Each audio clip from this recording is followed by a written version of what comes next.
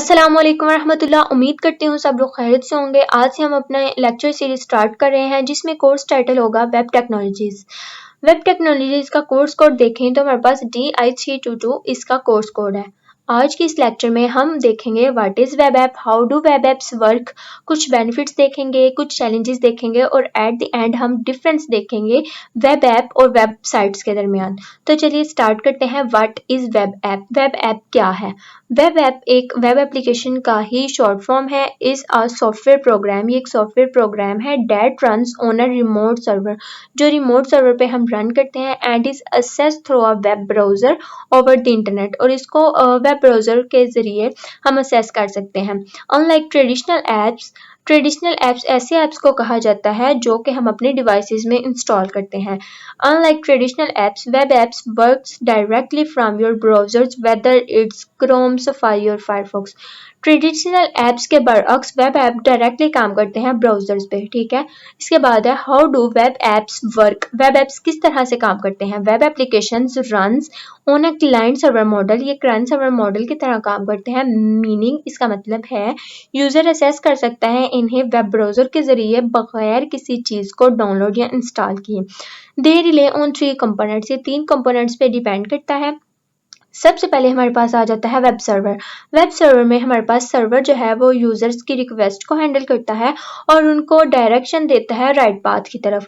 फिर हमारे पास आ जाता है एप्लीकेशन सर्वर। एप्लीकेशन सर्वर में हमारे पास प्रोसेस किए जाते हैं टास्क को और अकॉर्डिंग टू रिक्वायरमेंट्स और रिक्वेस्ट जनरेट किए जाते हैं रिस्पॉन्सेज। फिर हमारे पास आ जाता है डाटाबेस। डाटाबेस में हमारे पास स्टोर्स होते हैं data and retrieves data as needed. Data को स्टोर किया जाता है और उसको रिट्राइव किया जाता है यूजर की ज़रूरत के मुताबिक। ये हमारे पास इसकी एक पिक्चर आ गई, ठीक है। इसके बाद हमारे पास है वर्किंग। ये हमारे पास के एक यूज़र जो है वो रिक्वेस्ट करता है, वेब ऐप ओपन करता है, असेस करता है उसको और सेंड करता है रिक्वेस्ट अपने सर्वर को। सर्वर प्रोसेसिंग करता है उस रिक्वेस्ट पे एंड रिट्राइव करता है और डाटा को अपडेट करता है ज़रूरत के मुताबिक। देन हमारे पास रिस्पॉन्स आ जाता है, the process data is sent back. Process data को सेंड बैक किया जाता है और डिस्प्ले किया जाता है ब्राउज़र पे जहाँ हमारे यूज़र ने जो है रिक्वेस्ट भेजी होती है, ठीक है। उसके बाद हमारे पास टेक्नोलॉजीज़ या लैंग्वेजेस आ जाती हैं किसी भी वेब ऐप्स में। अगर हम फ्रंट एंड की बात करें तो फ्रंट एंड में हमारे पास यूज़र इंटरफेस आ जाता है। देखिए हम कोई भी एप्लीकेशन या कोई भी सॉफ्टवेयर ओपन करते हैं उसका जो होम पेज होता है हमारे पास, वो हमारे पास यूज़र इंटरफेस होता है। हम दराज ऐप को ओपन करते हैं उसका जो होम पेज हमारे पास आता है वो हमारे पास फ्रंट एंड होती है, ठीक है। इसमें हमारे पास यूज़ होता है HTML। ये तीन डिफरेंट लैंग्वेजेस है। HTML हमारे पास एक ढांचे का काम करती है, CSS हमारे पास स्टाइलिंग देती है एंड जावास्क्रिप्ट उसमें लॉजिक्स बिल्ड करती है, ठीक है। फिर हमारे पास आ जाती है बैकएंड में हमारे पास डिफरेंट लैंग्वेजेस यूज होती हैं जिसमें पाइथन आ गया, जावा, रूबी, PHP जो कि लॉजिक्स को हैंडल करते हैं और डाटाबेस को इंटरेक्शंस देती हैं, ठीक है। फिर हमारे पास आ जाता है डाटा स्टोरेज में हम इंफॉर्मेशन को स्टोर करते हैं डाटाबेस में और इसको हम इजीली कहीं भी किसी भी जगह से किसी भी डिवाइस से एक्सेस कर सकते हैं। अनलाइक डेस्कटॉप एप्लीकेशन ऐसी एप्लीकेशन को कहा जाता है जो हमारे पीसी में इंस्टॉल होती हैं, ठीक है। Web apps work on any device, हम इसको वेब एप्स को किसी भी डिवाइस पे जो है असेस कर सकते हैं अपने ब्राउजर के जरिए, making them widely accessible and easy to update, ठीक है। हम इनको इजीली अपडेट कर सकते हैं और इजीली असेसेबल कर सकते हैं। फिर इसमें हमारे पास कुछ एग्जांपल्स आ जाती हैं वेब एप्स में। सबसे पहले है गूगल डॉक में हमारे पास होता है कि हम ऑनलाइन नोटपैड, हमें इसकी वर्किंग इस तरह से होती है कि ऑनलाइन नोटपैड होता है हमारे पास जिसमें हम कुछ भी लिख सकते हैं, कुछ भी एडिट कर सकते हैं और कोलैबोरेट कर सकते हैं रियल टाइम में, ठीक है। Whether you are working on a story or making a list, multiple people can edit the same document from anywhere, मतलब एक ग्रुप ऑफ पीपल जो है वो किसी भी जगह से इसको एडिट कर सकते हैं एक ही प्रोग्राम को कहीं भी जगह से, ठीक है। फिर हमारे पास ट्रेलो आ जाता है। ट्रेलो में हमारे पास एक डिजिटल टास्क बोर्ड होता है जो कि हेल्प करता है ऑर्गेनाइज करने में, ठीक है। और whether you are planning an event, आप कोई भी काम मुंजिम कर रहे हैं, कोई भी प्रोजेक्ट बना रहे हैं, कुछ भी क्रिएट कर रहे हैं, ये हेल्प करता है हमें वर्चुअल कार्ड्स की तरह, ठीक है। It's simple and effective way to manage work, assign task and track progress, making it perfect for teams. फिर हमारे पास जीमेल आ जाते हैं। जीमेल हमारे पास ऑनलाइन मेल बॉक्स का काम करती है, जिसमें हम लोग सेंड करते हैं, रिसीव करते हैं ईमेल्स फ्रॉम एनी डिवाइस। इसमें हमें किसी भी स्पेशल सॉफ्टवेयर की ज़रूरत नहीं होती, हमने सिर्फ अपना ब्राउज़र ओपन करना होता है, उसको लॉगिन करना होता है और इस्तेमाल करना होता है उसको, ठीक है। फिर हमारे पास फेसबुक आ जाती है। फेसबुक हमारे पास एक वर्चुअल हैंगआउट का काम करती है, जिसमें हम अपने फ्रेंड्स के साथ कनेक्ट होते हैं, उनके साथ पोस्ट शेयर करते हैं, अपनी चैट्स जो है उनके साथ चैटिंग करते हैं और अपनी पिक्चर्स को अपलोड करते हैं, कमेंट करते हैं, लाइक करते हैं, अपडेट्स वगैरह, ठीक है। फिर हमारे पास इसमें कुछ की करैक्टरिस्टिक्स आ जाती हैं। सबसे पहले हमारे पास असेसिबिलिटी हमारे पास एक पावरफुल टूल होता है जो कि हम असेस कर सकते हैं किसी भी जगह से, ठीक है, किसी भी डिवाइस से। तो विद अ वेब ऐप, एक वेब ऐप में you are not limited to a single device, हम एक सिंगल डिवाइस के साथ लिमिटेड नहीं होते, मतलब इसमें हमारे पास रिस्ट्रिक्शन नहीं होती कि हमने सिंगल डिवाइस से ही काम करना है या हम उसी से जुड़े हुए हैं। Whether you are on a computer, tablet or phone, you can use the app directly from your browser। हम सिंपल हमने अपना ब्राउज़र ओपन करना होता है, उसको लॉगिन करके काम करना होता है, ठीक है। इसमें हमें डाउनलोड्स इंस्टॉलेशन की ज़रूरत नहीं होती। फिर प्लेटफॉर्म इंडिपेंडेंस आ जाता है।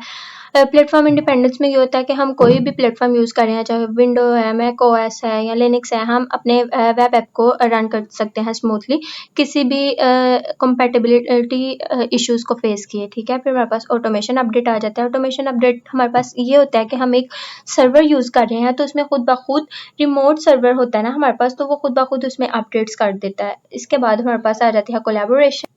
कोलैबोरेशन में बेसिकली ये होता है कि हम मैनी वेब ऐप्स अलाउ कर रहे होते हैं हमें रियल टाइम कोलैबोरेशन, जिसमें हम टीम वर्क जो है वो आसानी से कर सकते हैं। इसमें कोई भी डॉक्यूमेंट है, कोई भी प्रोजेक्ट है, कोई भी डिज़ाइन है, मल्टीपल पीपल उसको एडिट कर सकते हैं, उसको कंट्रीब्यूट कर सकते हैं एट द सेम टाइम में डिफरेंट लोकेशन से। फिर हमारे पास इसके कुछ बेनिफिट्स आ जाते हैं, जिसमें सबसे पहले आ जाता है हमारे पास क्रॉस प्लेटफॉर्म कंपैटिबिलिटी। इसमें ये है हम अपने वेब ऐप्स को रन सकते हैं कंप्यूटर से, टैबलेट से, अपने फ़ोन से विदाउट नीडिंग डिफरेंट वर्जन्स। हमने सिर्फ अपने ब्राउज़र को ओपन करना होता है और इसको इस्तेमाल करना हमें आना चाहिए, ठीक है। उसके बाद हमारे पास आ जाती है ऑटोमेशन अपडेट। ऑटोमेटिक अपडेट में हम लोग ये करते हैं कि मैनुअली अपडेट्स हमारे पास हो जाते हैं। Everything run on our server, web apps always load the latest version automatically. हमारे पास कॉस्ट एफिशिएंसी आ जाती है। एक डेवलपर है, वो एक सिंगल ऐप डेवलप कर रहा है, उसको हम मल्टीपल टाइम्स किसी भी डिवाइस से यूज़ कर सकते हैं, जो हमारा टाइम सेव करता है, हमारे रिसोर्सेज को सेव करता है, ठीक है। उसके बाद हमारे पास रियल टाइम कोलैबोरेशन आ जाती है, जिसमें हम एक टीम वर्क की तरह काम कर सकते हैं। Work together at the same time no matter where they are, हम किसी भी जगह से एक प्रोजेक्ट पे काम कर सकते हैं। नो इंस्टॉलेशन नीडेड, इसमें हमें किसी भी इंस्टॉलेशन की ज़रूरत नहीं होती। अनलाइक ट्रेडिशनल ऐप्स, जैसे कि मैंने पहले बताया, ट्रेडिशनल ऐप्स ऐसे ऐप्स को कहते हैं जो कि हमारे डिवाइस में इंस्टॉल होने चाहिए। वेब ऐप ट्रेडिशनल ऐप्स के बरक्स काम करती है, ठीक है। इसके बाद हमारे पास कुछ चैलेंजेस आ जाते हैं, जिसमें है सबसे पहले need for internet connection. Web apps को इस्तेमाल करने के लिए हमारे पास गुड इंटरनेट कनेक्शन होना चाहिए ताकि हम स्मूथली वर्क कर सकें उसको। हमारे पास ऑफलाइन लिमिटेड फीचर्स होते हैं जो कि हमें फुली फंक्शनैलिटी प्रोवाइड नहीं कर रहे होते हैं, जिसकी वजह से हमें एक अच्छे इंटरनेट कनेक्शन की ज़रूरत होती है। इसकी परफॉर्मेंस कंसर्न ये होते हैं कि जितना अच्छा हमारी ऐप की क्वालिटी होगी, जितनी अच्छी नेट की स्पीड होगी, हमारी इंटरनेट की स्पीड होगी, उतना अच्छा हम अपना काम कर सकते हैं। देन हमारे पास आ जाता है सिक्योरिटी मेजर्स। सिक्योरिटी मेजर्स में हम लोग देखते हैं हमारे सर्वर्स डाटा को स्टोर करते हैं, उनको हमारे जो उसमें फिर इनकरप्शन और सिक्योर कनेक्शंस प्रोटेक्ट करते हैं अगेंस्ट किसी भी थ्रेट के, ठीक है। फिर हमारे पास डिफरेंस आ जाता है between application and websites. Web application और वेबसाइट की अगर हम डिफरेंस की बात करें, तो बहुत से लोग इसी बात में कंफ्यूज रहते हैं कि वेबसाइट्स और एप्लीकेशंस को हम लोग असेस कर सकते हैं वेब ब्राउज़र के ज़रिए, और इसको हम इंटरनेट कनेक्शन के बगैर भी इस्तेमाल कर सकते हैं।